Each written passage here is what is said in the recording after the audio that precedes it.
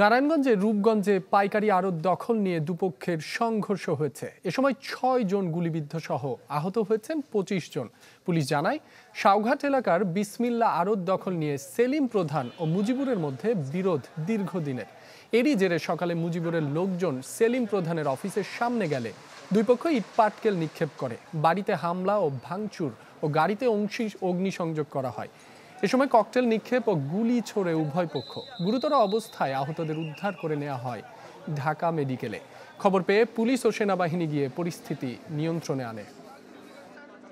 যে সময় মিছিল নিয়ে যাচ্ছিল, আমরা পাশে ছিলাম, হেরা উপর থেকে ককলেট গুলি বিস্ফোরণ করা। এখানে আইসা যে গাড়ি অফিস টফিস যেগুলো আছে সব ভাঙচুর করছে এবং কি জ্বালা দিছে। আমাদের প্রায় 50টার মতো ফুন্ডার। ল্যান্ডের মালিক যিনি, উনি দাবি করছেন যে উনি 10 বছরের জন্য কাউকে লিজ দেননি। আর যারা এখানে দোকানদার রয়েছে তারা বলছেন যে 10 বছরের জন্য তারা দলিল মূলে সেখানে লিজ নিয়েছেন। তো এটি আসলে আদালতের নিষ্পত্তিযোগ্য বিষয়। আদালত যে রায়টা আমাদেরকে দিবে আমরা সেটি বাস্তবায়ন করব। অগ্নিসংযোগের যে বিষয়টা, এটা অবশ্যই দুঃখজনক।